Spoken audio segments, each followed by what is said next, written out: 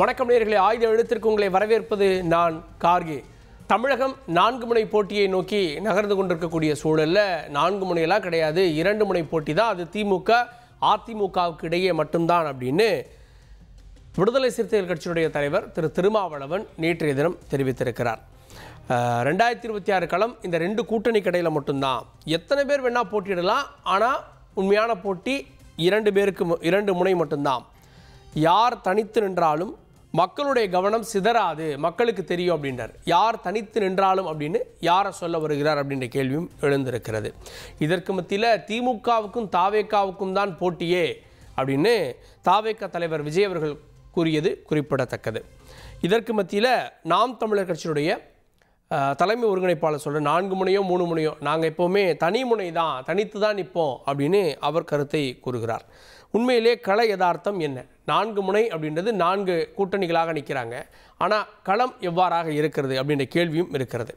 4 முனை போட்டி தாவேகா நாம் தமிழர் கட்சியை குறைத்து மதிப்பிடுகிறாரா திருமாவளவன்? விரிவாக வாதிக்கிறோம். சிறப்பு விருந்தினர் இணைகிறார்கள். தமிழ்நாடு முஸ்லீம் லீக்கிலிருந்து விஜய் ஆதரவு பாட்டுடன் திரு முஸ்தபா, நிகழ்ச்சிக்கு அவரை வரவேற்கிறேன். தொடர்ந்து விடுதலை சிறுத்தைகள் கட்சியிலிருந்து துணை பொதுச் செயலாளர் திரு வன்னி அரசு, அவரையும் நிகழ்ச்சிக்கு வரவேற்கிறேன். தொடர்ந்து நாம் தமிழர் கட்சியினுடைய செய்தி தொடர்பாளர் அபுபக்கர், அவரையும் நிகழ்ச்சிக்கு வரவேற்கிறேன். அரசியல் விமர்சகர் திரு பொங்கலூர் மணிகண்டன், அவரையும் நிகழ்ச்சிக்கு வரவேற்கிறேன். நான் முதல்ல திரு வன்னி அரசு அவர்கள்ட்ட, இந்த தேர்தலுடைய புதிய வரவு அப்படின்னா விஜய் அவர்கள் தான். 4 முனையோ 3 முனையோ அப்படின்ற கேள்விக்கு முன்பாக 2 முனை அப்படின்னு சுருக்கிறதே விஜயை எடுத்துக்க மாட்டோம் அப்படின்ற நிலைப்பாடா? முதல்ல அந்த தலைப்புல குறைத்து மதிப்பிடுகிறாரா திருமாவளவன்? விடுதலை சிறுத்தைகள் யாரையுமே குறைத்து மதிப்பிடுவதில்லை. ஏனென்றால் இங்கே ஒரு பெரும் சமூகம் அப்படிங்கிறது ஒரு தலித் சமூகம். அந்த சமூகத்தை குறைத்து மதிப்பிட்டு வழி இருக்குல்ல, அந்த வழி எங்களுக்கு தெரியும். அதனால் நாங்கள் யாரையும் குறைச்சி மதிப்பிடலை. இன்றைக்கி பாஜக, ஆர்எஸ்எஸ், சங் பரிவார அமைப்புகள் இன்றைக்கி பெரும்பான்மைவாதத்தை முன்வைத்து, இந்து பெரும்பான்மைவாதத்தை முன்வைத்து மற்ற சிறுபான்மை இனங்களை, சிறுபான்மை மதங்களை அவங்க குறைத்து மதிப்பிடுகின்ற போக்குக்கு எதிராக, அந்த பெரும்பான்மைவாதத்துக்கு எதிராக விடுதலை சிறுத்தைகள் இன்றைக்கு தமிழ்நாட்டில் மட்டுமில்லை இந்திய அளவில் அந்த சங் பரிவார அமைப்புகளுக்கு எதிராக நாங்கள் களம் காணும் பொழுது எந்த கட்சிகளையும், சிறிய கட்சி பெரிய கட்சி அப்படிங்கிறதுனால எந்த கட்சிகளையுமே குறைத்து மதிப்பிடுவது அப்படிங்கிறது இல்லை. ஏன்னா நாங்களும் வளர்ந்து வருகின்ற, நாங்களும் ஒரு பெரிய கட்சியெல்லாம் இல்லை, நாங்கள் வளர்ந்து வருகின்ற கட்சி தான். ஆனால் எந்த கோணத்தில் பேசுகிறார் அப்படிங்கிறத இதில் ரொம்ப முக்கியமாக நான் பார்க்குறேன். இப்போ திமுக ஆளுகின்ற கட்சி, அதிமுக ஆண்ட கட்சி. திமுக கூட விடுதலை சிறுத்தைகள் உள்ளிட்ட இடதுசாரிகள் உள்ளிட்ட அணி இருக்குது, கூட்டணி. அதில் நல்லா தெரியும், 2 கூட்டணி தான் அப்படின்னு சொல்லியிருக்கிறாரு. அப்போ திமுக தலைமையில் ஒரு கூட்டணி, நீங்கள் அதிமுக தலைமையில் ஒரு கூட்டணி. இப்போ பாஜகவும் அதிமுகவும் நீங்கள் தனியாக நிற்கிறாங்க. 2 பேர் அணி இன்னும் வரும்னு சொல்லி அவர் சொல்கிறாரு. மரியாதைக்குரிய முதல்வர் ஸ்டாலின் அவர்களும் இந்த கூட்டணியில் இன்னும் ஆள் வருவாங்கன்னு சொல்லி சொல்கிறாங்க. இப்போ கடந்த ஆண்டு விஜய் அவர்கள் உளுந்தூர்பேட்டையில் மாநாடு அக்டோபர் மாதத்தில் தொடங்கும் பொழுது அவர் நாங்கள் ஆளும் ஆட்சியில் பங்கு, அதிகாரத்தில் பங்கு நாங்கள் தருவோம், யாராவது வருவாங்களா, நாங்கள் பேசுவோம் சொல்லி அவர் சொன்னார். இதுவரை யாரும் இல்லை, கடை விரிச்சோம், ஆனால் இல்லை அப்படிங்கிறது மாதிரி, அந்த மாதிரியான ஒரு போக்கு இருந்தது. இப்போ நாம் தமிழரை பொறுத்தவரை அவங்க தனியாக நிற்பேன்னு சொல்லி அறிவிச்சிட்டாரு. அதனால் அது பிரச்சனை இல்லை. இப்போ நாங்கள் கூட்டணியாக தொடர்பாக தான் நாங்கள் பேசுகிறோம். கூட்டணி தமிழ்நாட்டில் 2 கூட்டணி தான், 2 அணி தான் இருக்குது கூட்டணியா அப்படிங்கிறதுக்கு அந்த பொருளில் நம்ம ஒன்று சொல்கிறோம். ஒன்று. ரெண்டாவது, இதை தாண்டி ஐடியாலஜிக்கலாக நாங்கள் பேசுகிறோம். வெறும் குறைச்சி மதிப்பிடுறதுன்னா இன்றைக்கி ஐடியாலஜிக்கலாக விடுதலை சிறுத்தைகள் எப்படி பார்க்குறோம் அப்படின்னா, திமுக தலைமையிலான ஒரு இடதுசாரி அணி, அதிமுக தலைமையிலான பாஜக கூட ஒரு வலதுசாரி அணி, 2 அணி தான். இந்த இடதுசாரி அணி, வலதுசாரி அணியெல்லாம் யாருன்னு நம்ம பார்த்துடலாம். இடதுசாரி அணியெல்லாம் யாருன்னு தெரியும், எல்லாருக்குமே தெரிஞ்சது. அப்போ இந்த அணி தான் தேர்தல் களத்தில் நிற்கிது. கூட்டணி மட்டும்தான் தேர்தல் களத்தை தீர்மானிக்கும் அப்படின்ற அர்த்தத்தில் சொல்ல வர்றாரு. அதுதானே நீங்கள் பார்க்குறாங்க. நீங்கள் நாம் தமிழர் கூட நாங்கள் இத்தனை தேர்தல்களை தனித்து நின்னோம், இத்தனை எம்எல்ஏலாம் வாங்கலை, ஆனாலும் எங்களுடைய இது தொடருன்றாங்க. அவங்க கனவு ஆட்சியை பிடிப்பதாக இருந்தாலும் அது ஒரு நாளில் நடக்காதுன்னு அவங்களுக்கு தெரியும். ஆனால் விஜய், நாங்கள் கூட்டணி அரசு அமைப்போம், யாரும் வரலைனாலும் நாங்கள் இந்த தேர்தலில் கூட்டணி அரசு அமைப்போன்றாங்க. நாங்கள் ஆட்சியை பிடிச்சிருவோம் இந்த தேர்தலேன்னு சொல்கிறாங்க. இல்லை, அது சொல்றதுக்கு உரிமை இருக்கு. நான் உரிமை இல்லைன்னு நம்ம அவர் சொல்றதெல்லாம் உரிமை விளையாட வர்றவரை இருக்கு. சினிமா இல்ல சார், விளையாட வர்றவரை நீங்க விளையாட்டுக்கு வேண்டாம் அப்படின்னு தள்ளி விடுற மாதிரி இல்லை. விளையாட்டுக்கு வேண்டாம் அவர் ஓரமாக விளையாண்டுட்டு தான் இருக்கிறாரு. நீங்கள் ஏன் விளையாட்டுக்கு வேண்டாம் யாரும் தள்ள போகிறதில்ல. அவங்கவுங்க அந்த இந்த கிரவுண்டில் தனித்தனியாக அவங்கவுங்க என்ன முடியுமோ அந்த விளையாட்டை விளையாண்டுட்டு இருக்கிறாங்க. ஆனால் கடந்த 2021 திமுக கூட்டணிக்கும் நீங்கள் வந்து பாஜக அதிமுக தலைமையிலான கூட்டணிக்குமான ஓட்டு சதவீதமே 3% தான். ஒட்டுமொத்தமா 5% வருது. அவங்க 3 கட்சிகள் வச்சு பிரிக்கிறாங்க. அவங்க இல்ல அவங்க சொன்ன அடிப்படையில் நம்ம வந்து சொல்றோம். இல்ல பிராக்டிகலா 5%. சரி ரைட், 5% வச்சுக்கோங்க. 2 அணிக்குமே டிஃப்ரெண்ட் அவ்வளோதான் வச்சுக்கோங்க. இப்போ நீங்கள் மற்ற கட்சிகளை நீங்கள் பார்க்கும் பொழுது இந்த 2 அணி தான் தமிழ்நாட்டில் வந்து இந்த வாக்கு சதவீதம் வாக்கு வங்கியை வைத்து கொண்டிருக்கின்ற ஒரு கட்சி. தனியாக திமுகவும் அதிமுகவும் நான் சொல்கிறேன், கூட்டணியை விட்டுருங்க, தனியாகவே திமுகவும் அதிமுகவுக்கும் உள்ள அணி அந்த வாக்கு சதவீதத்தை நம்ம சொல்கிறோம். அப்போ இப்படிப்பட்ட ஒரு சூழலில் பாரதிய ஜனதா கட்சி போன்ற தீய கட்சி அல்லது பயங்கரவாத செயல்களை அல்லது சங் பரிவார் அமைப்புகளுடைய செயல்பாட்டை தமிழ்நாட்டில் இந்தியாவில் அவர்கள் திணித்து கொண்டிருக்கிற சூழலில் இப்போ இந்த இடத்துல இருந்து தான் நாங்கள் வந்து இதை பார்க்குறோம், ஐடியாலஜிக்கலாக பார்க்குறோம். இவர்கள் வந்து எப்படி வந்து மோசமாக வந்து இந்த பயங்கரவாத செயல்கள்லாம் செஞ்சுருக்கிறாங்க நாங்கள் அம்பலப்படுத்திக்கிட்டு இருக்கிறோம். அந்த பின்னணியிலிருந்து நாங்கள் பார்க்குறோமே ஒழிய யாரையும் நாங்கள் குறைச்சி மதிப்பில்லை. அவங்கவுங்க இப்போ விஜய் வந்து இப்போ தான் முதல்ல வந்து போட்டியிடவே போகிறாரு. அவர் எப்படி மதிப்பிடுவீங்க? குறைச்சி மதிப்பிடுறதை கொடுங்க, எப்படி மதிப்பிடுவீங்கன்னு நான் கேட்குறேன். நீங்கள் மதிப்பிடவே முடியாத எந்த எந்த எந்த புள்ளியிலேருந்து நீங்கள் அவரை மதிப்பிடுவீங்க? அப்போ ஒன்றுமே பண்ண முடியாது. அது மதிப்பே நீங்கள் வந்து சொல்ல முடியாது. மதிப்பு அதாவது என்ன சொல்லுவாங்க, மதிப்பு லெஸ்ன்னு சொல்லுவாங்க அவர். அதான் அப்போ நீ எப்படி பேசுவீங்க அதை? சரி, ஓகே. என்ன உண்மையான பலம் அப்படின்ற கேள்வியை தான் அது எழுப்புது. கூட்டணி அப்படின்ற ஒன்று இன்னும் தாவேக்கா அமைக்கலை. இன்னொன்று முதல் முறையாக களத்துக்கு வந்திருக்கக்கூடிய ஒரு கட்சி, வாக்கு பலம் என்னன்னு தெரியாது. அப்போ எப்படி உங்களை வந்து விளையாட்டில் திமுக விசஸ் தாவேக்கான்னு சொல்லிடுவாங்களா? உண்மையிலேயே ஆண்ட கட்சி ஆண்டு கொண்டிருக்கக்கூடிய கட்சிக்கு தானே போட்டி, அதில் தான் தாவேக்காவே பார்க்குறாங்க. என்னன்னு கேட்டிங்கன்னா சார், அதிமுக வந்து ஆட்சி அதிகாரத்தில் இருந்தது, திமுக ஆட்சி காலத்தில் இருந்தது. அதை வச்சு தான் அண்ணன் வன்னியரசனும் சொல்ல வர்றார். நான் கேட்குறேன், அதிமுக ஆட்சி காலத்தில் இருந்தால் ஜெயலலிதா காலத்தில் ஆட்சி காலத்தில் இருந்தது 2011 2016. எடப்பாடி வந்து 4.5 வருஷம் ஆட்சி வந்து அவங்க கொடுத்துட்டு போன ஆட்சியில் தான் இருந்தாங்க. அதுக்கப்புறமா தந்திச்ச எல்லா தேர்தலும் மக்களால் புறக்கணிக்கப்பட்டார் எடப்பாடி பழனிசாமி. திமுக ஆட்சி அதிகாரத்தில் இருந்துச்சுன்னா தொடர் ஆட்சி அதிகாரத்தில் இருந்துச்சா? இன்னைக்கு கிரவுண்ட் ரியாலிட்டி எப்படி இருக்குது? இன்றைக்கி வந்து பார்த்தீங்கன்னா திமுகவோட 5 வருஷம் ஆட்சி நீங்கள் வெறும் வந்து பார்த்தீங்கன்னா சனாதானம் பாஜக எதிர்ப்பு இந்த கொள்கையில் நாங்கள் உறுதியாக இருக்கிறோம் பேசக்கூடியவர்கள் தான் வந்து பார்த்தீங்கன்னா இன்றைக்கி வந்து பார்த்தீங்கன்னா இந்தியாவிலேயே கம்யூனிஸ்டும் விஜயை தவிர பாஜகவுக்கு ஒத்து ஊதாத இயக்கம் யாராச்சும் இருக்காங்க சொல்ல முடியுமா? அண்ணன் விசிக அண்ணன் சொல்ல முடியுமா? பாஜக கூட்டணியில் திமுக இருக்கும்போது அண்ணன் விடுதலை சிறுத்தை இருந்தாங்களா இல்லையா? திமுக விடுதலை சிறுத்தை அன்னை விடுதலை சிறுத்தை திருமாவளவன் அண்ணன் எம்எல்ஏ போட்டிட்டாங்களா இல்லையா? அப்போ அவங்க தொகுதியில் இருக்கக்கூடிய பிஹெச்பி, ஆர்எஸ்எஸ், இந்து முன்னணி, பஜ்ரங்கதள், நீங்க சொல்லக்கூடிய சங் பரிவாரர்கள் அவங்கள யார் ஓட்டு போட்டாங்க? விடுதலை சிறுத்தை திருமாவளவன் ஓட்டு போட்டாங்களா இல்லையா? அப்ப நான் வந்து மதிக்கிறேன் அவங்க இல்ல எதிர்த்து நிக்கிறவங்க அந்த கோணத்துல பாக்குறாங்களான்றது அது தனி கேள்வி. அதை பி டீம்னு சொல்லுவாங்க, அதை நம்ம அப்புறம் பேசலாம். ஆனா விஜய்க்கு என்ன மதிப்பு? இல்ல இன்னைக்கு தேதிக்கு விஜய் வந்து டெஸ்டட் கிடையாது. அவர் மாச வச்சு நீங்க கணக்கிட்டு இருக்கோம், இது எல்லாமே மனக்கணக்கு. அதிமுக இயக்கத்துக்கு கிரவுண்ட் ரியாலிட்டில வரும்போது திமுக கிரவுண்ட்ல வரும்போது 20% சார் அதிமுகக்கு, பாஜகவுக்கு 11%. 31 அதிமுக நாடாளுமன்ற தேர்தல் அதிமுக முதல் தேர்தலை சந்திக்கும் போது அவங்களோட டெஸ்டட் என்ன நீங்க சொல்லுங்க பார்க்கலாம்.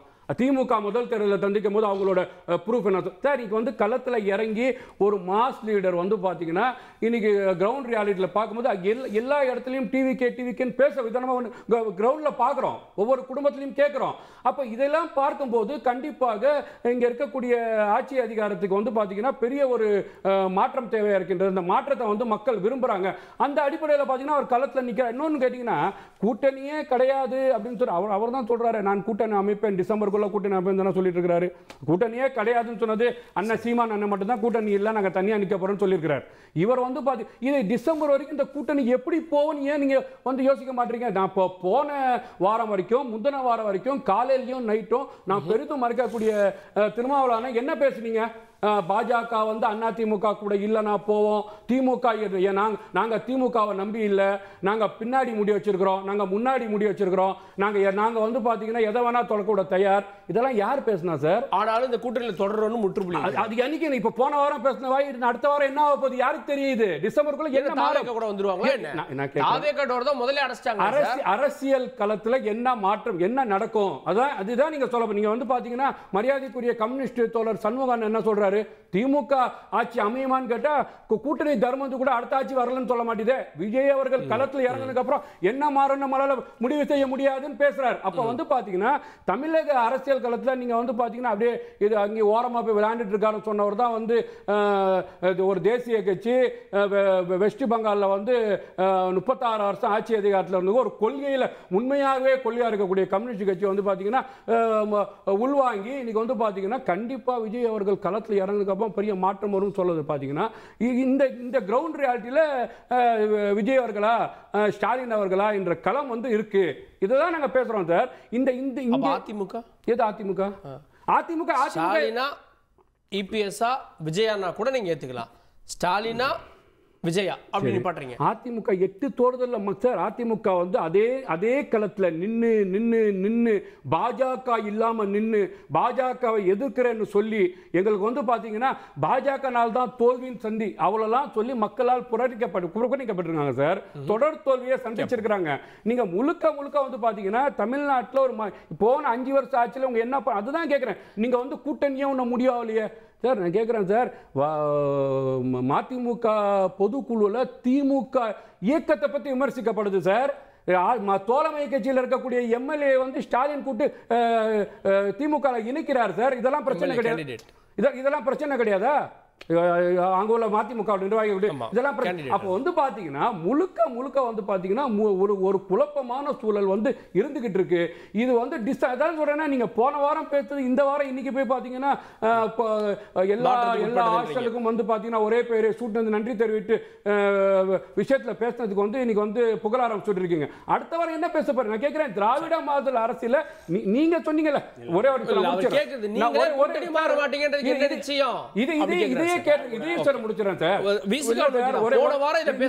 இந்த கேள்வியை கேட்கிறேன் சார். என்னன்னு கேட்டீங்கன்னா செல்வ பிறந்தகை அவர்கள் வந்து போய் ராமதாஸ் அவர்களை பார்க்கும்போது 2 பேரும் ஒரே பார்ட்டியில ஒரே கூட்டணியில இருந்தவங்கன்னு சொல்லும் போது காங்கிரஸுக்கு ஒண்ணுமே காலி தமிழ்நாட்டில் காலின்னு எங்க அண்ணன் தானே பேசினாரு.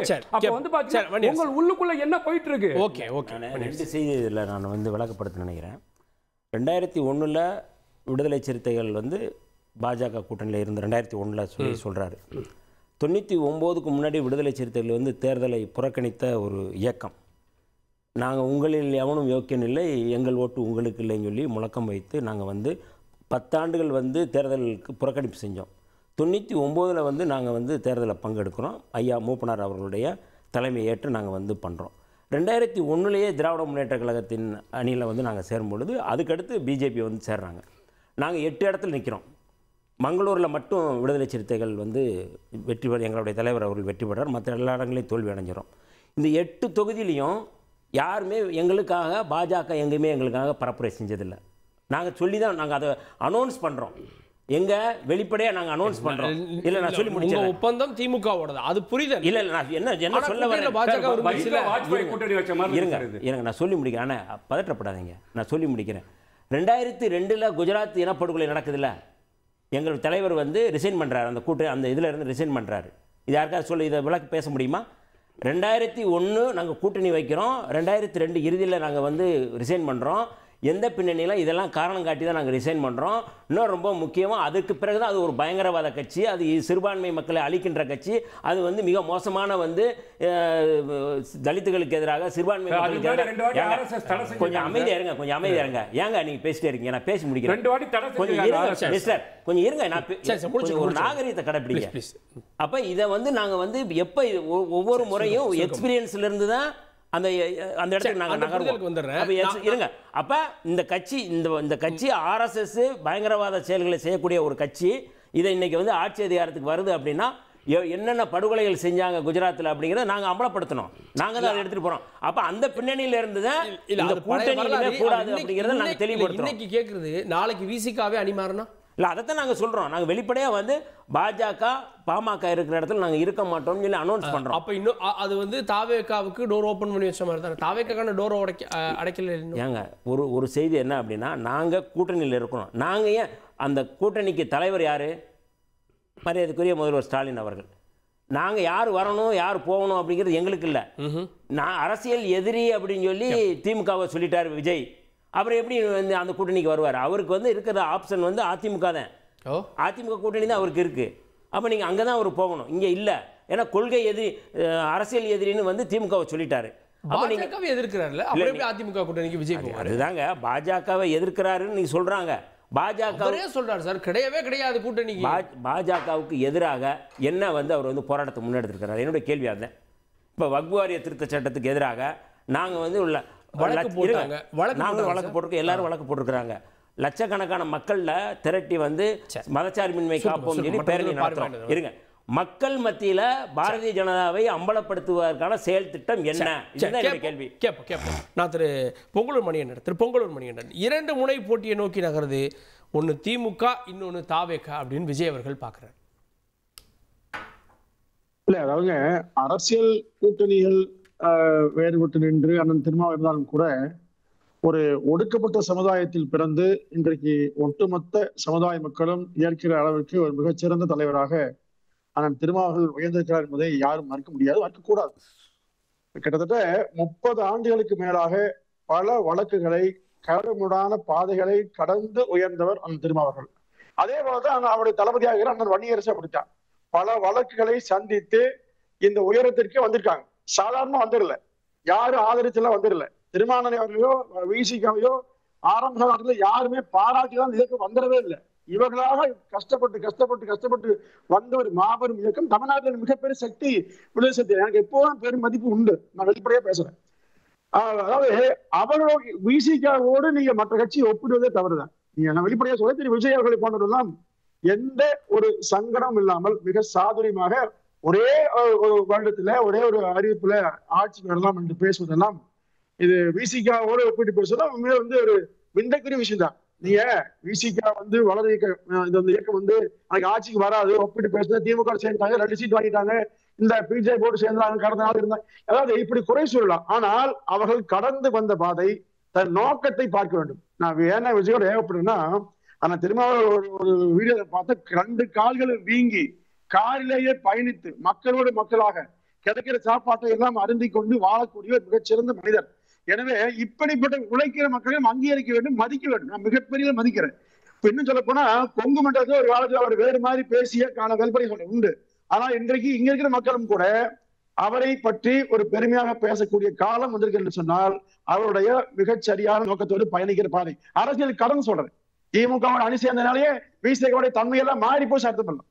ஆக திரு விஜய் போன்றவர்கள் இந்த மாதிரியான எந்த உழைப்பிலும் இறங்காமல் எடுத்தோன்னே இப்படி விசிகா பற்றி பேசுவதெல்லாம் என்னை பொறுத்தவரை ஏற்படுவதல்ல. நான் தந்தை பெரியார் அம்பேத்கர் எல்லாம் நேசிப்புவன், அந்த பொட்டுனா கூட அந்த வழிகளை பின்பற்ற ஆசைப்படுவார். எனவே தமிழ்நாடு அரசியல்ல இன்றைக்கு ஆனா திருமாவர்கள் ஒரு கூர்நோக்கி பார்க்கிறார் எப்பவுமே. ஏன்னா அவருக்கு ஒரு பொது நோக்கம் உண்டு. இப்போ பிஜேபியோட அதிமுக அணி சேர்ந்து சொன்னா பிஜேபியோடு சேர்ந்து சட்டவிரோதம் அல்ல, அது ஒரு தேச விரோத கட்சியும் அல்ல. அது 6 நாள் மனசுல எந்த நோக்கத்தில் சேர்கிறது என்பது முக்கியம். இப்ப நீங்க விசிக திமுக சொன்னா திமுக கொள்கையை அப்படியே ஏற்றுக்கொண்டெல்லாம் சேரல, அவர்கள் பிஜேபி வேண்டாம்னு கருதுறாங்க, அந்த அணிகள் இருக்காங்க. அதே மாதிரிதான் அதிமுக பிஜேபியோடு இணைந்து திமுகவை வெல்லணும்னு நினைக்கிறது. அதிமுகவுக்கு பிரதான எதிரி வாழ்நாள் எதிரி திமுக தான். அப்போ அந்த திமுக எதிர்ப்பிற்கு எந்த எல்லைக்கும் 1999 ஐயா கலைஞர் கருணாநிதி இதே வார்த்தை சொன்னாங்க. ஜெயலலிதா எதிர்ப்பதற்காக எந்த எல்லைக்கு போகணும்னு சொன்னாங்க. அதே மாதிரிதான் திமுகவை எதிர்கொள்வதற்கான ஒரு யுக்தி, ஒரு தேர்தல் கூட்டணியை தவிர வேற எந்த நோக்கமும் அதிமுகவுக்கு இல்லை என்பதுதான் ஆனா திருமாவளவனுடைய இந்த பேச்சுடைய விவரமாக கருதுறேன். அதுதான் வலதுசாரி அரசியலுக்கும் இடதுசாரி கூட்டணிக்கும் இடையிலான தேர்தலா அவர் பார்க்கிறார். அதிமுக பாஜகவோட கூட்டணி வைத்து வலதுசாரி அரசியலுக்கு சென்று விட்டது அப்படின்ற பார்வையா? இல்ல, அப்ப அண்ணன் வன்னியரசோ அண்ணன் தலைவர் அண்ணன் திருமாவளவர்களோ அதிமுக அந்த மாதிரி இருக்குன்னு சொல்ல மாட்டாங்க, அந்த அணியோடு இருக்கான்னு பேசுறாங்க. இப்போ இது கூட அவருக்கு இருக்கிற ஒரு மாறுபட்ட சிந்தனையாக நான் பாக்குறேன். ஏன்னா தமிழ்நாடு அரசியலை பொறுத்தவரையில் இந்த 75 ஆண்டுகள் அரசியலில் தமிழ்நாட்டில் எண்ணற்ற சாதனைகளை செய்தவர்கள் யார் என்று தெரியுங்க. அப்போ பொது நோக்கத்தோடு ஆனா திருமாவளவன் நமக்கு தெளிவா பேசுறத பார்த்தேன். அதாவது அவர் பேச்சு சில முரண்பாடு கூட்டணி ரீதியாக பேசினா நடக்குது உண்டு. ஆனால் அவர் சொன்ன வார்த்தை அம்மாவுடைய நான் தம்பியாக பயணிக்கிறேன்னு சொல்றார். அதான் உண்மைதான். அம்மாவர்கள் மிக அருகிலே மிக மரியாதை கொடுத்து அவர் உருவாக்கி இருக்கிறார். இவரும் அதே மாதிரிதான். அதிமுகவுக்கு பக்கபலமாக இருந்த கட்சி விடுதலை சிறுத்தைகள் இன்னைக்கு கொள்கை ரீதியான சில முடிவுகளை தேர்தல் எடுக்கிற போது தேர்தல் அரசியல் தான் அவங்க மாறுபடுறாங்க. இப்ப விசிக அதிமுக பொருளாதார கட்சியோ அதிமுக தேவையான கட்சியோ அல்ல, தமிழ்நாட்டில் மிக பெரிய கட்சிகளில் விசிக ஒன்று. அந்த அளவுக்கு இன்னைக்கு அவர்கள் வளர்ந்தாங்க. உண்மை சொல்றேன். திமுக இந்த வார்த்தை வந்து கூட்டணி குழப்பம் நடக்க நான் பேசல. விசிக இல்லாவிட்டால் திமுக ஆட்சியை பிடிக்கவே முடியாது, ஆட்சிக்கு வரவே முடியாது, வெற்றி வரவே முடியாது. நிதர்சனமான உண்மை. பாஜக இருக்கும் இடத்தில் நாங்கள் இருக்க மாட்டோம்னு விசிக சொல்லி அது சார் நான் அது வந்து தவறாவே நினைக்கல. அவங்களுடைய முடிவு அது. எந்த ஒரு அரசியல் கட்சியுமே ஒரு தேர்தல் நோக்கம் இருக்கும், அந்த நோக்கத்தை அவங்க செயல்படுத்துறாங்க. அதுல மாறுபடுகிறத சொல்ல முடியாது. இப்ப நீங்க நான் வெளிப்படை சொல்றேன், அதிமுகவுக்கு விசிக எதிரியே அல்ல. அதிமுக என்றைக்கும் விசிக எதிராக பார்க்காது. தமிழ்நாட்டில் ஒரு ஆகச் சிறந்த ஆளுமே ஆனா திரும்ப ஒடுக்கப்பட்ட மக்கள் இன்றைக்கு ஒரு விழிப்புணர்வோடு ஒரு மரியாதையோடு வாழ்கிறார் என்று சொன்னார். அதுக்கு விசிக தான் முதல் காரணம். எனவே அந்த இயக்கம் நாட்டுக்கு தேவை. அவர் கூட்டத்தில் இருக்கலாம், நாளைக்கு அதிமுக வரலாம். அதனால விசிகாவும் அதிமுக குறைச்சு பார்க்கல, ஆனா தாவேக குறைத்து மதிப்பிடுகிறதோ போட்டி திமுக தாவேக சொல்றாங்க. நீங்க அது வந்துங்க யார் வேண்டுமானோ ஆசையை வெளிப்படுத்தலாங்க, யார் வேண்டுமானோ சொல்ல. எல்லா கட்சிக்காரங்க சொல்றது உண்டு. ஒருபோதும் விசிக சொன்னதே இல்லை. இப்போ இந்த வேறுபட்ட கட்சி நான் சொல்றேன், அந்த விசிக நான் இவர்களோடு இணையா பேசணும் சொல்ல விரும்புறேன். சொல்றாரு நாங்களும் சிறிய கட்சி குறைச்சு சொல்றாரு. காங்கிரஸோட பெரிய கட்சி ஆனா சொல்லுது. அப்போ இது தமிழ்நாடு அரசியல மிகச்சிறந்த ஒரு தலைவர் திருமாவளவனுடைய கருத்துக்களை நம்ம மதிக்கிறோம். கேட்போம். நான் திரு அபூபக்கர்ட்ட 2 முனை போட்டி அப்படின்றத இந்த தேர்தலில் மட்டும் இல்லை, நீங்க நாங்க தனித்து நிற்கிறோம்னு சொல்லக்கூடிய எல்லா தேர்தலையும் நாம் தமிழர் ஒரு இம்பாக்டை ஏற்படுத்தலை அப்படின்றதால அந்த 2 முனைன்றது 3 முனையாக அவங்கள சேர்த்துக்கலையோ அப்படின்ற கேள்வி வருதுல்ல? இல்லை, இதை நாங்கள் அப்படி பார்க்கல. இந்த தேர்தலை பொறுத்த வரைக்கும் ஒரு விதத்தில் நாங்கள் இன்னொரு விதத்தில் பார்த்தோன்னா இருமுனை போட்டியாக நாங்கள் பார்க்குறோம். கொள்கை அடிப்படையில் பார்த்துக்கிட்டோம்னா தமிழ் தேசியம் எதிர் திராவிடம் அப்படின்றதில் நாங்கள் இருமுனை போட்டியாக பார்க்குறோம். நீங்கள் நாம் தமிழர் ஒரு பக்கம், தமிழ் தேசியம் பேசக்கூடிய ஒரு கட்சி. இதற்கு எதிர் திசையில் திமுக, அதிமுக, தாவேகா, இது மூன்றும் திராவிடத்தை தூக்கி பிடிக்கக்கூடிய ஒரு கட்சி. அப்போ நாங்கள் அப்படி கொள்கை அடிப்படையில் பார்த்துட்டோம்னா இதை இருமுனை போட்டியாக கருதலாம். ஆனால் திருமாவளவன் சொல்லக்கூடிய இந்த கருத்தை நாங்கள் பார்க்கும்போது இது திமுகவினுடைய ஒரு நரேஷனை பிரதிபலிக்கக்கூடிய விதமாகத்தான் இந்த கூற்று இருக்குது. ஏன்னா நீங்கள் திருமாவளவன் மட்டும் இல்லை, சில ஊடகங்கள் கூட இன்றைக்கு வந்து நாம் தமிழர் கட்சியை ஒரு ஒரு ஒரு களத்தில் எடுக்காத ஒரு சூழ்நிலையை பார்க்க முடியுது. இப்போ திருமாவளவன் அவர்கள் வந்து 2 முனை போட்டின்னு சொல்கிறாங்க, ஊடகங்கள் சில ஊடகங்கள் 3 முனை போட்டின்னு சொல்லுது. அப்போ நாம் தமிழர் கட்சியினுடைய பங்கு என்ன அப்படின்ற கேள்வி வருது. எதற்காக திமுக இந்த ஒரு நரேஷனை செட் பண்ண நினைக்குது அப்படின்னா, இன்றைக்கு நாம் தமிழர் கட்சி நீங்கள் கேட்ட கேள்வியில் நான் வரேன், இம்பாக்டை ஏற்படுத்தலை அப்படின்னு. இம்பாக்டை ஏற்படுத்தி இருக்குது. ஏன்னா நீங்கள் 2 தேர்தலாக நான் உதாரணமாக சொல்கிறேன். 2016 தேர்தலில் திமுக அதிமுக 2 கட்சிகளுக்குமான வாக்கு விழுக்காடு அப்படின்றது ஒரு விழுக்காடு. நாம் தமிழர் கட்சி பெற்ற விழுக்காடுன்றது 1.1. அப்போ அந்த டிசைடிங் ஃபேக்டராக நாம் தமிழர் கட்சி இருந்திருக்குது. 2021 சட்டமன்ற தேர்தல் எடுத்து பார்த்தீங்கன்னா நீங்கள் முன்பே குறிப்பிட்டது போல் 5.5%. நாம் தமிழருடைய வாக்கு சதவீதம் நீங்கள் எடுத்து பார்த்தீங்கன்னா 6.5%. அப்போ டிசைடிங் ஃபேக்டராக நாம் தமிழர் கட்சி இருந்திருக்குது. அப்போ இம்பாக்ட் ஏற்படுத்தலைன்னா வெற்றியை தீர்மானிக்கக்கூடிய இடத்துல நாங்கள் இருக்கிறோம். சரி, அதில் திரு வன்னியரசு சொன்னார், கூட்டணி அமைத்திருக்கக்கூடிய கட்சிகளோடு தான் அந்த போட்டி அப்படின்னு பார்க்குறப்போ இதுவரை நாம் தமிழரோடு யாரும் கூட்டணிக்கு வந்ததில்லை. அப்போ அது ஒரு மைனஸாக உங்களை வந்து இந்த கேமில் ஒரு 3வது போட்டியாளரோ 4வது போட்டியாளரோ சேர்த்துக்கொள்ளாததுக்கு அது ஒரு காரணமாக இருக்கலாம் இல்லையா? இல்லை, அடிப்படையில் இதை ஒரு இயலாமையினுடைய வெளிப்பாடாக சொல்லலாம். ஏன்னா இப்போ நீங்கள் 2016 தேர்தல் எடுத்து பாருங்கள், மக்கள் நல கூட்டணின்னு கட்டமைச்சாங்க. 6 கட்சிகள் கொண்ட ஒரு 2 கம்யூனிஸ்ட்டு, தமாக, மதிமுக, விசிக, இவங்க தேமுதிக, இவங்கெல்லாம் சேர்ந்து ஒரு 6 கட்சி கூட்டணி அமைச்சாங்க. இப்போ இதில் வந்து என்ன சொன்னாங்க, திமுக அதிமுகவுக்கு மாற்றான 3வது அணி, ஊழலை ஒழிக்க, மது ஒழிப்பை கொண்டு வர, கூட்டணி ஆட்சியை கொண்டு வர, கல்வி கடனை ரத்து செய்ய, அப்படி இப்படி நிறைய காரணங்கள் சொன்னாங்க. அப்போ ஊழல் புறையோடிப்பை கிடக்குது, கட்டு விரியனை விரட்ட பார்த்தால் கண்ணாடி விரியன் உள்ளே போக பார்க்குதுன்னு நான் திருமாவளவன் பேசினாங்க. இப்போ இதெல்லாம் மாற்று சக்தியாக பேசி இதுக்கான மாற்றம் பிறந்து விட்டது அப்படின்னு எல்லாம் வந்து முழக்கத்தை வச்சாங்க. முடிவு என்னானது, 6 கட்சி கூட்டணியும் சேர்ந்து 6% வாக்குகள் தான் அவர்களால் பெற முடிஞ்சது. அப்போ மாற்றம் அப்படின்றது வந்து ஒரே தேர்தலில் வந்து விடாது அப்படின்றதுக்கு இந்த தோல்வி அப்படின்றது ஒரு சிறந்த உதாரணம். இப்போ 2016 இந்த தேர்தல் தோல்வி கிடைத்ததுக்கு பிறகாக தொடர்ச்சியாக இந்த மக்கள் நல கூட்டணி மக்கள் நல கூட்டு இயக்கமாக செயல்படாமல் போயிடுச்சு.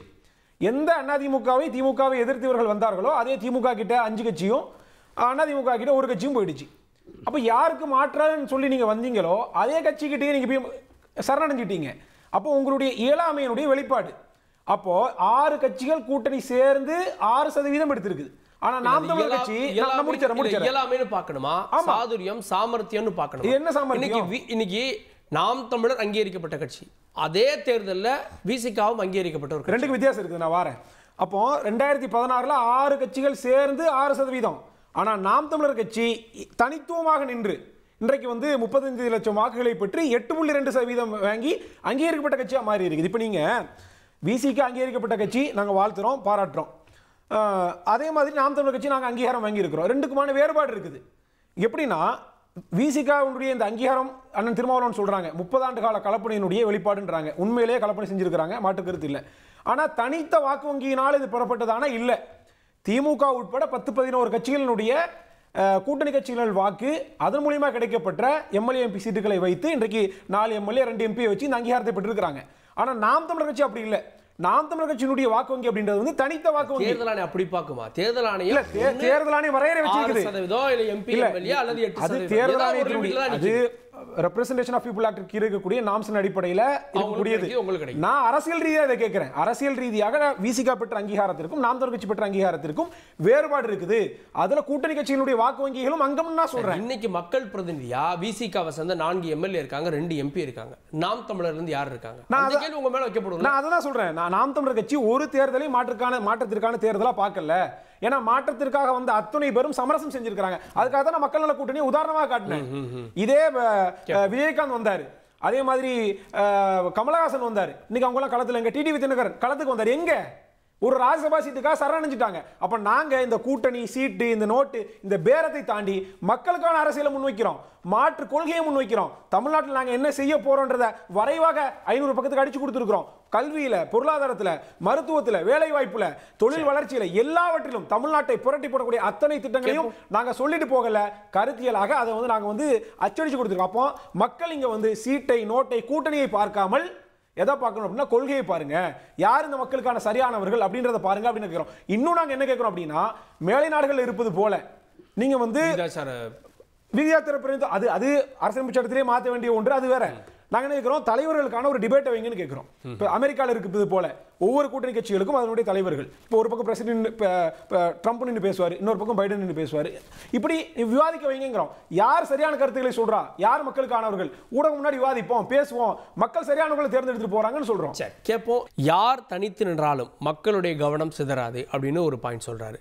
ஸோ இப்போ தனித்து நிற்கக்கூடிய இடம் அப்படின்னா இப்போ புதிய வரவு விஜயால ஒரு இம்பாக்ட் இருக்காது அப்படின்ற ஒரு பார்வை நீங்கள் எடுக்கலையா? இல்லை கண்டிப்பாக என்னன்னு கேட்டிங்கன்னா சார், நான் மரியாதைக்குரிய திருமாவளவன் வந்து பார்த்திங்கன்னா வெந்நியரசன் சொன்ன மாதிரி பார்த்திங்கன்னா அவரை நாங்கள் வந்து பெரிதும் மதிக்கிறோம். இங்கே தொடர்ச்சியாக வந்து எல்லா சமுதாயத்தையும் பேசக்கூடியவர் தான். அது வக்ஃப் போர்டு விஷயத்துக்கு பேசியிருக்கிறாரு, என்ஏஏ சிஏஆர் எல்லா பிரச்சனைக்கும் பேசக்கூடியவர். அதெல்லாம் ஏற்றுக்கக்கூடிய விஷயம் தான். இருந்தாலும் நான் என்ன கேட்குறேன்னு கேட்டிங்கன்னா, அண்ணன் சொல்லும் போது சொன்னார் அந்த காலகட்டத்தில் நாங்கள் வந்ததுக்கப்புறம் பிஜேபி வந்துச்சுன்னு சொன்னார். ஆனால் இதே திருமாவளவன் தான் போன வாரம் கூட சொன்னேன், என்னை வந்து பாஜக கூப்பிட்டுச்சு, அதோலி போயிட்டார், அவர் போயிட்டார், இவர் போயிட்டார், வந்ததுக்கப்புறம் நீங்கள் வெளியில் கூட வந்திருக்கலாம். சரி, நான் கேட்குறேன், இன்றைக்கி நீங்கள் திருமாவளவன் வந்து கொள்கை ரீதியான நாங்கள் வந்து கூட்டணியை வந்து கட்டமைக்கிறோம், இதுதான் எங்கள் கொள்கை தான், சனாதான எதிர்ப்பு தான் முதல்னு சொன்னால், இந்த குஜராத் கலவரத்துக்காக மரியாதைக்குரிய எங்கள் அண்ணன் திருமாவளவன் ராஜினாமா பண்ணார். இந்த குஜராத் கலவரத்தை வந்து கலவரமே நடக்க மோடி அவர்கள் சிறந்த ஆட்சி செய்யறான் பேசினவர் தான் சார் கருணாநிதி அவர்கள். ஆர்எஸ்எஸ் மாநிலத்தின் சட்டம் ஒழுங்கு முதலமைச்சராக இருக்கும் போது, நரேந்திர மோடி முதலமைச்சராக இருக்கும் போது கொஞ்சம் யோசிச்சு பார்த்தீங்களா, ஆர்எஸ்எஸ் வந்து சமூக நீதி இயக்கம் வீட்டுக்கு போய் பிரச்சாரம் பண்ணு பேசினவர் தான் சார் கருணாநிதி அவர்கள். அப்ப இதையெல்லாம் செய்தவர்கள் தான் இந்த கூட்டணியில் இருந்தாங்க. பாஜக கூட வந்து அதிமுகவும் இருந்திருக்கு, பாஜக கூட திமுகவும் இருந்திருக்கு. நாங்க பாஜகவை முற்றிலும் கொள்கை ரீதியாக எதிர்க்கக்கூடிய இடத்துல வந்து பாத்தீங்கன்னா திமுக இருந்திருக்கு, அதிமுக இருந்திருக்கு. சரி, தாவேகா ஏன் போகாது? அதான் நீங்க இன்னைக்கு எதிர்க்கறாங்க, ஒரு காலத்துல இருந்திருக்காங்க. அந்த சந்தேகம் உங்க மேலே வைக்கலாம்ல. மதத்தை வைத்து அரசியல் செய்யக்கூடிய பிளவுவாதல் தெளிவா சொல்றாரு சார், பிளவுவாதல் அரசியல் செய்யக்கூடிய உங்களோட சூழ்ச்சி வந்து இந்தியாவில் இருக்கக்கூடிய எல்லா மாநிலத்திலும் எதிர்படும், தமிழ்நாட்டில் எடுபடாது, உங்களை ஒருபோதும் நாங்கள் ஏற்றுக்க மாட்டோம் முதல் மேடையில் சொல்றாருல. அப்போ வந்து பாத்தீங்கன்னா சனாதானம், ஆர்எஸ்எஸ், சங் பரிவாரர், விஸ்வ இந்து பரிஷத், பஜ்ரங் தள் எதிர்ப்பு கொள்கையில் விஜய் அவர்கள் ரொம்ப வந்து எதிர்மறையா இருக்கிறாரு. திமுக அளவுக்கு எதிர்க்கிறாரா? அதுதான் எதுக்கு வேற என்ன நீங்க என்ன கேட்டீங்கன்னா, அம்பேத்கர் அவர் பேசும்போது முதல் குரல் கொடுத்தவர் மரியாதைக்குரிய விஜய் அவர்கள், நீங்க வக்ஃப் போர்டு சட்டத்துக்கு கேஸ் நானும் போட்டிருக்கேன் எங்க அண்ணன் சொன்னாரு. சார் வக்ஃப் போர்டு சட்டத்துக்கு பெரியாரை பத்தி சீமான் பேசுறப்ப என்ன குரல் கொடுத்தார்? சார் நான் என்ன கேட்கிறேன்னா, விஜய் அவர்கள் இன்னைக்கு வந்து பாத்தீங்கன்னா இந்து முன்னணி மாநாடுல பாஜக உட்கார்ந்து பேசுனதுக்கு அண்ணா பெரியாரை பத்தி குரல் கொடுக்கக்கூடிய இடத்துல நாங்க இருக்கிறோம். சீமான் அவர்கள் பத்தி பேசக்கூடிய இடத்துல இவர் ஏன் சார் பதில் சொல்லணும்? நான் கொஞ்சம் நீங்க யோசிச்சீங்களா? அமித்ஷாக்கு பதில் கொடுப்பார் விஜய், புரியுங்களா? இந்து முன்னணிக்கு பாஜக பதில் கொடுப்பார். நீங்க சக போட்டியாளரை பார்க்கல சார். சீமான் அவர்கள் வந்து பாத்தீங்கன்னா களத்துல இறங்கி இவ்வளவு நாள் அரசியல் செய்து இப்ப ஈரோடுல கூட டெபாசிட் பெறுகிறார் சார். மக்களால் புறக்கணிக்கப்பட்ட அதிமுகவையும் சீமான் அவர்களையும் பேசக்கூடிய தார்மீக பொறுப்பு எங்களுக்கு என்ன இருக்கு? நாங்க என்னன்னு கேட்டீங்கன்னா, திமுக இந்த 5 வருஷ ஆட்சியில கொள்ளை அடிச்சிருக்குது, RSS ஓட கூட்டணியில் இருக்குது, மதவாத அரசியல் அவங்களும் செய்யறாங்க, இவங்களும் மதத்தை வைத்து அரசியல் செய்யறாங்க. இதை நீங்க புரிஞ்சுக்கோங்க. மக்கள் மத்தியில போய் அவர் வந்து நீதி கேட்கும் பயணத்தை இறங்குறாரு. அவர் இறங்கினதுக்கு அப்புறம் இன்னும் எவ்வளவு ஃபோர்ஸா மாற போகுது அதை தான் நாங்க பேசிருக்கோமே தவிர மக்களால் புறக்கணிக்கப்பட்டவரை பத்தி ஏன் பேசணும்? அவர் ஏன் கூட்டணியா? அவர் தான் சொல்லிட்டாரு, நான் தான் முதலமைச்சர், என் தலைமையில் ஏற்றுட்டு யார் வந்தாலும் ஏத்துக்கிறேன்னு சொல்றாரு. யார் வரக்கூடாது? பிஜேபி வரக்கூடாது, திமுக வரக்கூடாது. அந்த விஷயத்துல அவர் கரெக்டா இருக்கிறாரு. அந்த இடத்துல பாத்தீங்கன்னா தமிழக அரசியல் களத்துல இன்னைக்கு வந்து தமிழக வெற்றி கழகத்தின் தம்பிமார்களும் தொண்டர்களும் களப்பணியாற்றி வேலை பார்த்துட்டு இருக்காங்க. வக்ஃப் போர்டு சட்டத்துக்கு 130 இடத்துல ஆர்ப்பாட்டம் நடத்தினாங்க சார். அந்த இயக்கத்தோட பொதுச் செயலாளர் போய் களத்துல நின்னார். திமுக கூட செய்யல. இப்படிலாம் பார்க்கும்போது தொடர்ச்சியாக மத்திய பாஜகவை எதிர்த்துட்டு இருக்கிறார். ஜாதி வாரியா கணக்கெடுப்பு எடுக்கணும்னு சொல்லி அவங்க சித்தாந்தம் வேறையா இருக்கும் போது வேணும் கேட்டவர் விஜய். கொஞ்சம் யோசிச்சு பாத்தீங்களா? நீட்டுக்கு வந்து பாத்தீங்கன்னா என்ன பண்ணீங்க? 2 பேரும் சேர்ந்து டிராமா ஆடிட்டு இருக்கீங்க. நீட்டுக்கு இன்னைக்கும் நீட்டை பத்தி வரக்கூடாதுன்னு பேசுற விஜய் அவர்கள். இந்தியை தமிழ்நாட்டில் திணிக்க கூடாது, பாஜகவின் எதிர்மறையான கொள்கையை வந்து எதிர்க்கக்கூடிய விஜய். இவ்வளோ எதிர்த்து கூட நீங்க பாஜக எதிர்க்கலாம். பாஜக கூடயே வந்து கூட்டணி வைத்து அவங்க கூட வந்து எல்லாரையும் சுகபோக அமைச்சர் அவையிலெல்லாம் அங்கம் வைத்து முரசொலி மாறன் இறக்கும் போது கூட அடல் பிகாரி வாஜ்பாயை கொண்டு வந்து சுடுகாடு வாசல்ல உட்கார வச்ச திமுக RSSக்கும் பாஜகவுக்கும் எதிரி. ஆனா வந்து பாத்தீங்கன்னா பாஜகவுக்கு முதல் மேடையிலேயே நான் எதிரி, பாசிசத்துக்கு எதிரி, பிளவுவாத அரசியலுக்கு எதிரி, மதவாத அரசியலுக்கு எதிர்க்கூடிய விஜய் அவர்கள் பாஜகவுக்கு கூட்டுன்னு சொன்னா இந்த இடத்துல ஏத்துக்க முடியுதா? மக்கள் பாக்குறாங்க. இது கண்டிப்பாக மாற்றம் அமையும். கேட்போம். நான் திரு பொங்கல் பண்ணிட்டேன். மக்களால் புறக்கணிக்கப்பட்ட அதிமுக பற்றி விஜய் ஏன் பேசணும்? எங்களுடைய ஒரே எதிரி திமுக, இன்னொரு பக்கம் கொள்கை எதிரி பாஜக. யாருமே அதை பெரிதுபடுத்தாத போது திரு விஜய் அவர்களை பற்றி முன்னிலைப்படுத்திக் கொண்டு நாங்க வந்து இவங்களுக்கு போட்டின்னு சொல்லி அறிவிச்சுக்கிறது வியப்பு தான். நீங்க நான் முன்கூட்டியே சொன்னேன், இப்போ எங்க களம் இருக்குது, எங்க அமைப்பு இருக்குது, எம்ஜிஆர் மாதிரி தன்னை நினைத்து கொண்டு அவரால் கற்பனை செய்து கொண்டு யாரை எழுதி கொடுத்து வாழ்த்து கொண்டு எந்த அதாவது கொள்கை யாருமே வடிக்கலாமுங்க. ஏன் அப்ப திருமாவளவனை குறிப்பிட்டு சொன்னா, அவர் கொள்கையை வெறும் வடிவமைக்கல, அதுக்காக போராடினார், களத்துல இறங்கி போராடினார். நீங்க ஏசிஆர்ல உட்கார்ந்துக்கிட்டு தன் வாழ்க்கையை நடத்தல, அத சொல்ல வந்தேன். ஏன்னா கிராமத்தை இறங்கி சாதாரணமா கள போராட்டங்களில் ஈடுபடுகிற போது வழி தெரியுங்க. சும்மா 100க்கு போராட்டம் பண்ணு சொன்னா விஜய் வந்து அவராகவே இறங்கி ஊர்ல பண்ணாரா 10 நாள் சிறையில் இருப்பாரா? விசிக தலைவர்களோ விசிக தொண்டர்களோ பல 100 போராட்டம் நடத்தி பல வழக்கில் வாங்கினா. ஏன் அப்படின்னா இது மாதிரி சொல்றதே அமர்த்தம்ங்க. விசிக சொல்லலாம், நாங்க ஒரு நாள் ஆட்சியோட விசிக சொன்னா அது பாராட்டலாம். ஆனா விஜய் சொன்னா அது கேள்வி. அவருக்கு ஒரு மாசு இருக்கு சார், அவருக்கு ஒரு மாசு இருக்கு. என்ன சார் மாசுறீங்க? எம்ஜிஆர் அவர்கள் ஆட்சி பிடிக்கலையா, முதல் தேர்தல் எவ்வளவு வாங்குனாங்கன்னு கேக்குறாங்கல்ல சார். எம்ஜிஆரோட எல்லாம் ஒப்பிட முடியாது சார். அவர் வந்து நீண்ட கால அரசியல் இருந்தவங்க, அவருடைய அரசியல் வரலாறு வேற. இதெல்லாம் கமலஹாசன் இப்படிதான் பண்ணாருங்க, சிவாஜி இப்படிதான் பண்ணாரு, சில நடிகர் எல்லாம் இப்படிதான் பண்ணாங்க. கடைசியில் ஏமாந்து போனாங்க. மக்கள் அப்படிலாம் முட்டாள் திடீர்னு வருவாராம நான் மாற்றம் வராம ஒண்ணு இல்லைங்க. அதிமுக திமுக மாற்றான வாக்கு ஒரு 10% வாக்கு எப்பவுமே தமிழ்நாடு உண்டு. அது யார் முன்னெடுத்தாலும் அதற்கான வாக்கு வங்கியை அளிப்பாங்க. அந்த வாக்கு பிரிக்கலாம் இல்லையே. இவர் வெற்றி இவரே ஒருவர் வெற்றி பெறுவாரா, எம்எல்ஏ வாரா வாய்ப்பு குறைதா. அப்படி பார்த்தா 2 பேர் களத்துல இருக்காங்க. இப்ப இன்னைக்கு நாம் தமிழர் இருக்கு, தாவேகா இருக்கு. அந்த 10% தான் பிரியும்னு சொல்ல வரீங்களா? இல்ல அவங்க நாம் தமிழர் கூட ஒரு நிலையான ஒரு போராட்ட வரலாறு செய்யறாங்க. அது சரியா தவிர 2வது விஷயம் பண்றாங்க. ஆனா நாம் தமிழ் சீமன்னா வழக்கு போராட்டம் கஷ்டம் தான், அதை மறக்க முடியாது. யாருமே குறைச்சு கூடாது. ஆனா திரு விஜய் வந்து என்ன பண்ணாரு? எதுவுமே இல்லைங்க. ஒரு கட்சியை வந்து லெட்டர் பேர்ல டைப் பண்ணி விநியோகம் பண்ணாரு, ஒரு மாநாட்டை போட்டாரு, அவ்வளவுதான். இதை வச்சு மாறும்ல சார்? இது மாதிரி ஒரு சாதி கட்சிகள் தமிழ்நாடு கூட பண்ணிருக்காங்க சார், யாருமே ஜெயிக்க முடியல. விஜய் தன் மிகப்பெரிய ஹீரோ இருக்கலாம்ங்க. சினிமா ஜெயிக்கிறாங்களோ இல்லையோ, அதிமுக வர வேண்டிய ஆன்டி இன்கம்பன்சி ஓட்ட தாவேக பெருமா இல்லையா? நீங்க அது வந்து நீங்க பொறுத்தது வாங்க. மக்கள் வந்து யார முடிவு பண்ணாங்க பொறுத்தது வாங்க. ஆனா திரும்ப சொன்ன கேட்டுக்காது. ஓ, இது வந்து வெறுமனங்க வெற்றி கூச்சலா பேசுறது, 4 வார்த்தை சிறுபான்மைக்கு ஆதரவு கொடுத்தா சிஏ போறான்னா இதை பேசினாதான், இதெல்லாம் எதுக்காக? இதெல்லாம் வந்து அவங்க மனசு உள் மனசு வந்து கருத்தாது. ஓட்டுக்காக பேசுறாரு, யாரும் இல்ல. யாராவது தெரியாம இருக்குது. கொம்பு பேசுறாரு, அடமாடமான பேசுறாரு, இதெல்லாம் எதுக்கு? அந்தந்த சமவாக வாங்குறத. இப்படி எல்லாம் யாரும் பரிந்து பேசி எல்லாம் ஒரு வாக்கெல்லாம் மாறாதுங்க. நான் ஏன் வந்து வீசி கோப்பிட்டேன்னா, களத்துல இருந்து கஷ்டப்பட்டு வாழ்க்கையை இழந்தவங்க. இப்ப திருமணமே பண்ணிக்காம 60 வருஷம் வாழ்க்கை திருமணம் ஒப்பன் பண்ணி யாரையுமே நீங்க சீனா எடுத்துங்க, சரியான கருத்து இருக்கலாங்க, உண்மையா உழைக்கிறார். இதெல்லாம் எதுவுமே இல்லாம எல்லாம் நீங்க வந்து சாத்தியமே இல்லைங்க. கேட்போம் நான் திருவண்ணியர் சட்டை இன்னைக்கு இந்த 3வது அல்லது 4வது அணியை புறக்கணிச்சுட்டு அல்லது அவங்கள குறைத்து மதிப்பிடுங்களான்னு கேள்வி வைக்கிறப்போ, 2016 இந்த அணி தான் ஆட்சியை பிடிக்கும்னு மக்கள் நல கூட்டணி தூக்கி பிடிச்சிங்க. அன்னைக்கு ஒரு நியாயம், இன்னைக்கு ஒரு நியாயமா? இல்லை, நியாயம் அப்படிங்கிறது அப்படிங்கிற இடத்துக்கு நாங்கள் வரல. இப்போ மரியாதைக்குரிய அண்ணன் பொங்கலூர் நம்முடைய மணிகண்டன் அவர்கள் வந்து மிக தெளிவாக வந்து விடுதலை சிறுத்தைகளை பற்றின மதிப்பீட்டுக்கு முதல்ல அவருக்கு நன்றியை தெரிவிச்சுக்கிறேன். ஏன்னா வந்து அவர் நீண்ட காலமாக இந்த அரசியலில் வந்து கவனிச்சிட்ருக்கிறார். எதிர் அரசியலே இருந்தவர் தான் அவர். பாமக கூட வந்து அவர் இருந்தவர் தான், மற்ற அரசியலே இருந்தவர் தான். ஆனால் இன்றைக்கு வந்து விடுதலை சிறுத்தைகளுடைய அரசியலை அவர் புரிந்து கொண்டு செயல்பட்டுருக்கிறார். அப்படிங்கிற முதல்ல வந்து விடுதலை சிறுத்தைகள் சார்பாக அவருக்கு முதல்ல என்னுடைய நன்றியை தெரிவிச்சுக்கிறேன்.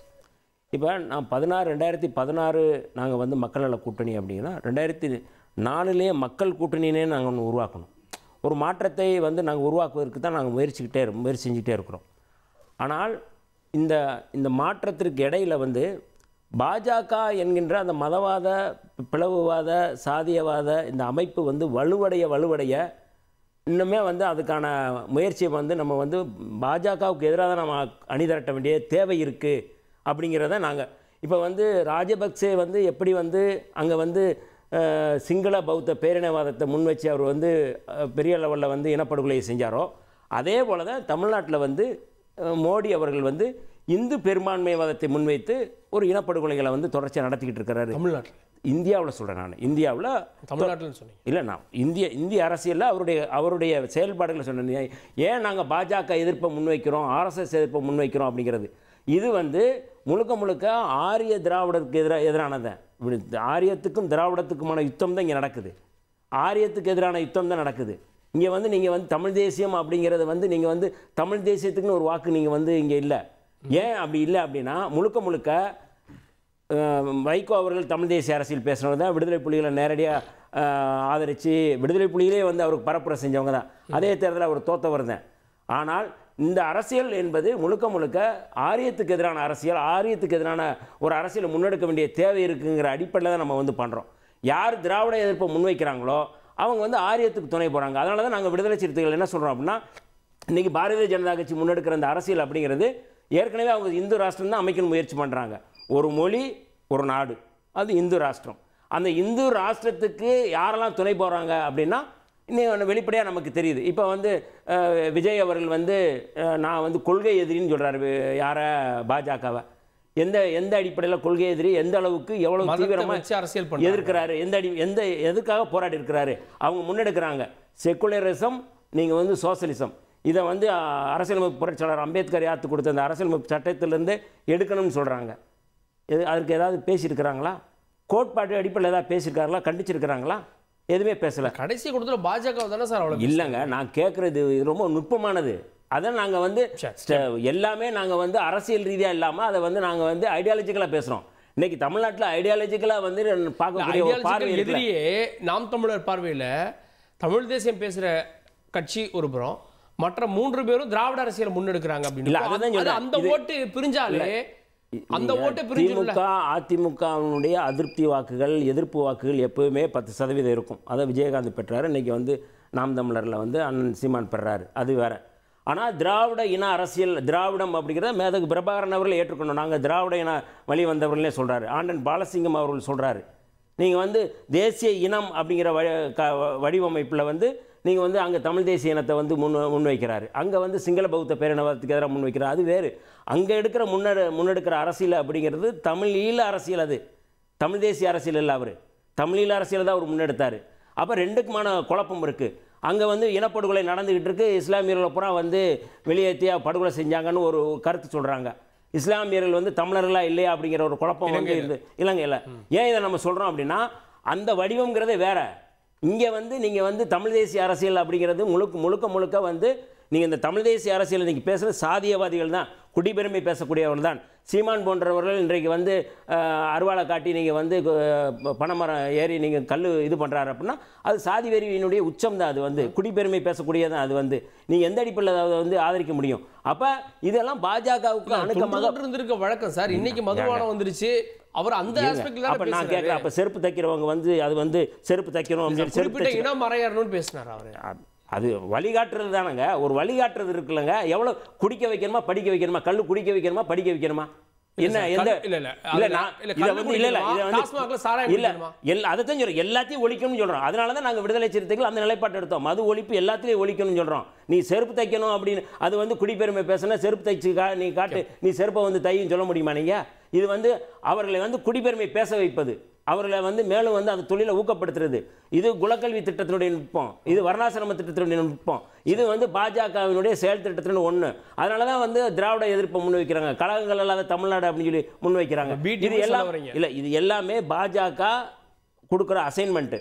நாத்தாக்காவுக்கும் தாவேக்காவுக்கும் பாஜக கொடுக்குற அசைன்மெண்ட்டு. அந்த அசைன்மெண்ட் படி நாத்தாக்கா தனியாக தான் நிற்கும். ஒன்றும் நீங்கள் வந்து கூட்டணி சேரவே போட்டாங்க. தாவேக்கா வந்து இன்னைக்கு வந்து அடிப்படையில் வந்து கட்டாயம் அவர்கள் வந்து தனியாக நிற்க போகிறாங்க. அவங்க வந்து அதிமுக கூடயோ அதிமுக பாஜக கூட சேர போகிறதில்ல. இவர்களுக்கு இணையாக இப்போ அண்ணன் இருக்கிறாருன்னா அண்ணன் ஒரு அமைப்பு வச்சிருக்காரு, அந்த அமைப்பு கூட்டணி வைப்பாங்க. அது இல்லாமல் வேற அணி சேருவாங்க. அது தவறு இல்லை. ஆனால் இது இந்த ரெண்டுமே வந்து திராவிட ஆரியத்துக்கு ஆதரவான அணி அப்படிங்கிறது என்னுடைய பார்வை. கேட்போம். அபூபக்கர், தமிழ் தேசியத்துக்கு எங்க வாக்கு வங்கி அரசியல் இருக்கு அப்படின்னு கேட்குறாங்க. இல்லை, தமிழ் தேசியத்திற்கான வாக்கு வங்கி அரசியல் 2016க்கு முன்பாக வரைக்கும் தமிழ்நாட்டில் இல்லை. ஆனால் நாம் தமிழர் கட்சி வருகைக்கு பிறகாக தமிழ் தேசிய வாக்கு வங்கிகளை நாம் தமிழர் கட்சி உருவாக்கி இருக்கிறது என்பதுதான் கலை யதார்த்தம்.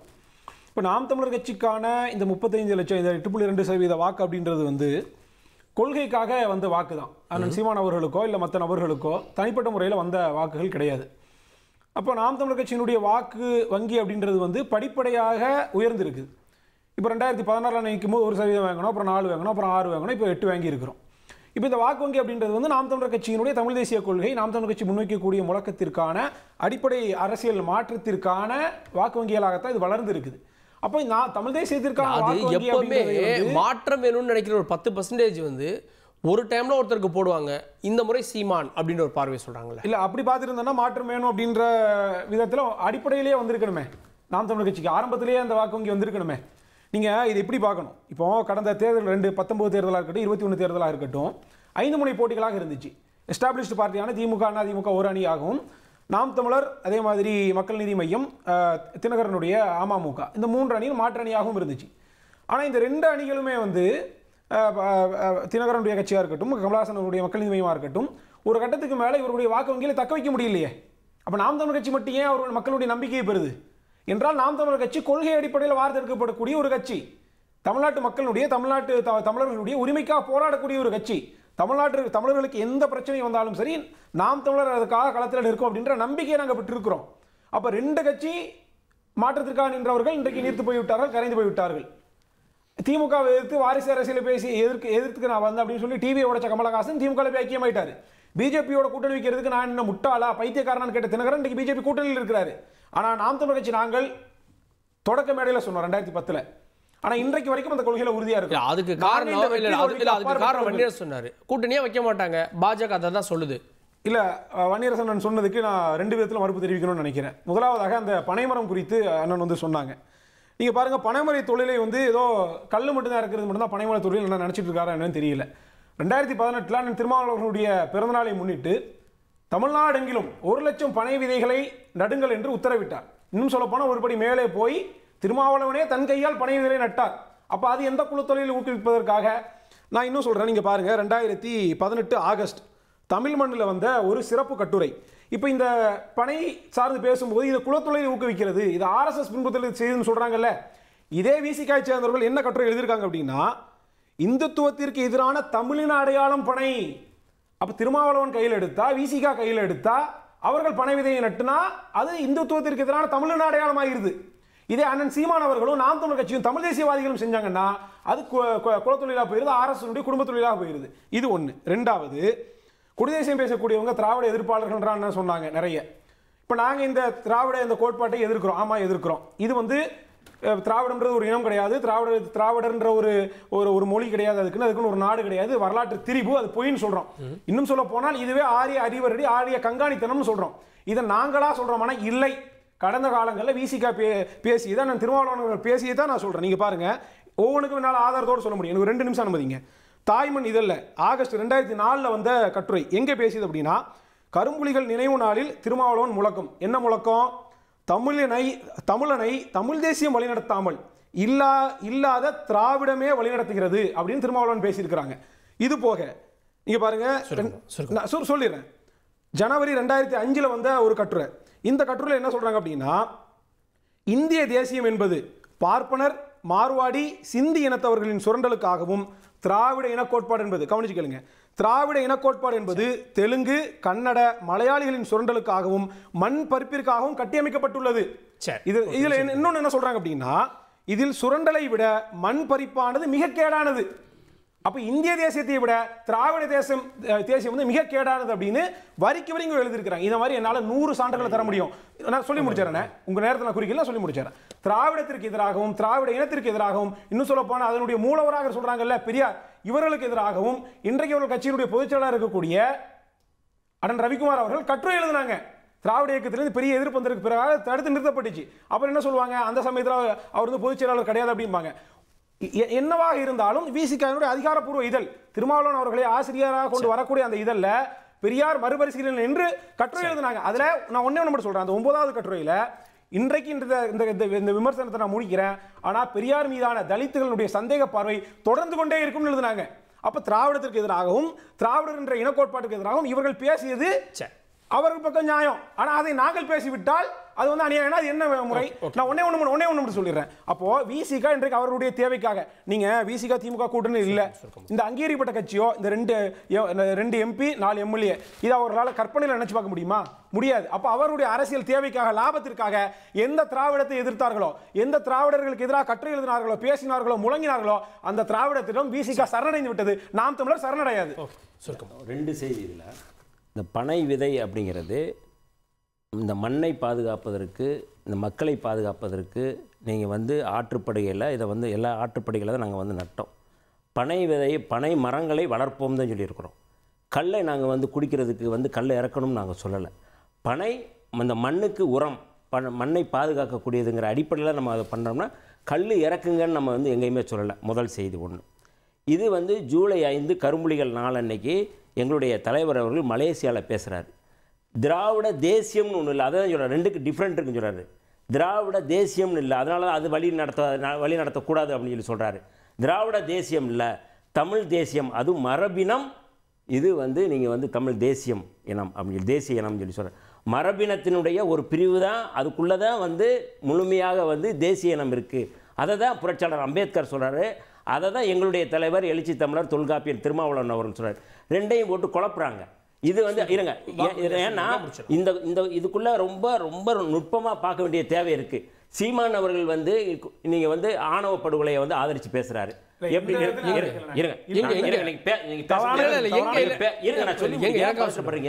நான் பேசும்போது அதான் நீங்க பேசும்போது கோகுல்ராஜ் படுகொலை நடக்குது. கோகுல்ராஜ் படுகொலையில நாங்க அங்க சேலத்துல போராட்டம் நடத்துறோம். இவர் என்ன பிரஸ்ல என்ன சொல்றாருன்னா, எங்ககிட்ட வந்து ஏன் தற்கொலை பண்ணணும், நாங்கள் அதை போலீஸ் காவல்துறை அதை வந்து தற்கொலைன்னு மூடுறான், நாங்கள் போராடுறோம் கொலைன்னு சொல்கிறோம். இன்றைக்கி வந்து கொலை தான் பண்ணி ஆயுள் தண்டனை கொடுத்துட்றாங்க. யாருக்கு? யுவராஜ் போன்றவர்களுக்கு. ஆனால் அன்றைக்கி நாங்கள் போராட்டம் நடத்தணும். இருங்க, போராட்டம் நடத்தும் பொழுது சீமான் அவர்கள் இங்கே பத்திரிகையாளர்கள் என்ன சொல்கிறாரு அப்படின்னா, ஏன் தற்கொலை பண்ணணும் தம்பி, நீங்கள் வந்து எங்ககிட்ட வந்து நான் கல்யாணம் முடிச்சு கொடுத்துருப்போமே அப்படின்னு சொல்கிற அந்த வார்த்தை இருக்குல்ல, அது காவல்துறைக்கு ப்ளஸ் அதை அங்கே சொல்கிறாரு. ஏன் அப்படின்னா இந்த சாதி ஆணவ படுகொலைகளை நியாயப்படுத்துவது என்பது வர்ணாசிரம கோட்பாடு மிகவும் நுட்பமானது. வர்ணாசிரமம் சனாதனத்தை ஆதரிக்கிறது சீமான் பண்றாரு. நான் சொல்லி முடிக்கிறேன். இப்ப இந்த பின்னணியிலிருந்து நீங்க பாத்தீங்கன்னா முழுக்க முழுக்க சீமானுடைய செயல்பாடுகள் எல்லாமே நீங்க வந்து இப்ப பெரியாரை எதிர்க்கிறது. பெரியார் முழுமையா வந்து நீங்க சாதி ஒழிப்பை முன்னிறுத்தினாரு.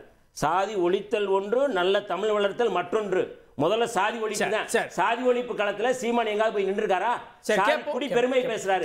முழுக்க முழுக்க ஒரு சாதி வரியை வளர்க்கிற ஒருவர் தான் சீமான். ஆனா அவர் வந்து தமிழ் தேசியம் பேசுறது. இன்னைக்கு தமிழ் தேசியம் பேசுறவங்க எல்லாருமே சாதிவாதிகளா இருக்கிறவங்களுக்கு இதெல்லாம் ஒரு உதாரணம். ஒரே ஒரு கருத்து, கோகுல்ராஜ் விடயத்தை பொறுத்த வரைக்கும் முதற்கட்டமாக வந்த செய்தி அது. அதன் அடிப்படையில் அந்த சொன்னமே தவிர மாற்றி இருக்கிறோம். ஆதாரம் தரணும்.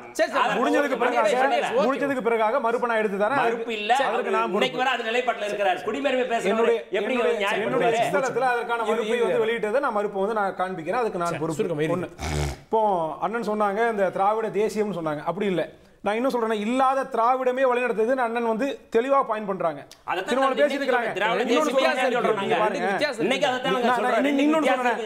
திராவிட இனக்கோட்பாடு என்பது தெலுங்கு, கன்னட, மலையாளிகளின் சுரண்டலுக்காகவும் மண் பிரிப்பிற்காகவும் கட்டமைக்கப்பட்டுள்ளது. எதிரான கோட்பாடு தனி விவாதமா வச்சுக்கலாம். முடிச்சுங்க. அப்போ இவர்களுடைய தேவைன்னு வந்துச்சுன்னா இவங்க திமுக எதிர்ப்பு அப்படின்னு நிற்கும் போது இதெல்லாம் பேசினாங்க. இன்னைக்கு அவர்களுடைய அரசியல் லாபத்திற்காக இன்றைக்கு திராவிடத்தை தூக்கி பிடிக்கிறார்கள். திராவிடம் ஒருபோதும் தமிழர்களுக்கானது அல்ல, அது ஆரியத்திற்காக கண்காணி வேலை பார்க்கக்கூடியது. இந்த மண்ணுக்கும் மக்களுக்குமானது தமிழ் தேசியம் தான். சார் ரெண்டு விஷயம் என்னன்னு கேட்டீங்கன்னா, அதிமுக சார்ந்து பேசுறவங்க பாத்தீங்கன்னா அதிமுக கொள்கை என்னன்னு தெரியும். மோடியா லேடியான்னு கேட்டவங்க இப்ப யாரை தூக்கிட்டு இருக்கிறீங்க, எத்தனை வாட்டி தோத்தீங்க, உங்க சொந்த வார்டுல வந்து எப்படி வந்து அதிமுக காவு கொடுத்தீங்கன்றத நம்ம பார்த்துட்டு தான் இருக்கிறோம். சார் இன்னொன்னு சார், அண்ணன் வந்து சனாதனத்துக்கு எதிராக பேசுறாரு, விவிஹெச்பிக்கு எதிராக பேசுறாரு, ஆர்எஸ்எஸ்க்கு எதிராக பேசுறாரு. சார் இன்னைக்கு இதே தமிழ்நாட்டில் இந்து அறநிலைத்துறை நடத்தக்கூடிய அந்த தொகுதி எம்எல்ஏவே கோவிலுக்குள்ள உள்ள சார். இது வந்து ஆரியத்துக்கு ஒத்து போறது கிடையாதா? கோர்ட்டு உத்தரவு வந்து கம்யூனிஸ்டுக்காரவங்க சபரிமலை கோவிலுக்கு பெண்களை பாதுகாப்போட கொண்டு போய் விட்டாங்க. ஆனா இன்னைக்கு கோர்ட்டு உத்தரவு வந்து மேல்பாதி கோவிலை மூடி வச்சாங்க சார். இதுதான் திராவிடம். இது ஆரியத்துக்கு ஒத்து போலையா? அதுதான் நாங்க சொல்றோம். இது திமுகவும் ஆர்எஸ்எஸ் கொள்கையில ஒரு கொள்கையில தான் இருக்குன்னு சொல்றோம். பொங்கல் மணி ஒரே மக்கள் விரோத திமுக ஆட்சியை அகற்ற வேண்டும் 2026. அதற்காக எந்த எல்லைக்கும் அதிமுக செல்லும். எல்லோரும் கூட்டி திமுக வேண்டாம் என்று நினைக்கிறார்களோ அவரோடு இணைந்து அதிமுக பயணிக்கும். நிச்சயமாக 2026 எடப்பாடி முதலமைச்சராக வருவார். திமுக நிச்சயமாக வீழ்த்தப்படும். ஒரு செய்தி பேசும்போது இப்போ இந்த கோயிலுக்குள்ள உள்ள விட மாட்டாங்க, மேல்பாதையில் விட மாட்டாங்க அப்படின்னா தாவேகா விஜய் அவர்கள் இந்த நிலைப்பாட்டில் ஏதாவது ஒரு போராட்டம் நடத்திருக்காரா? நடத்திட்டோம். யாருமே யாராவது நடத்திட்டாங்களா?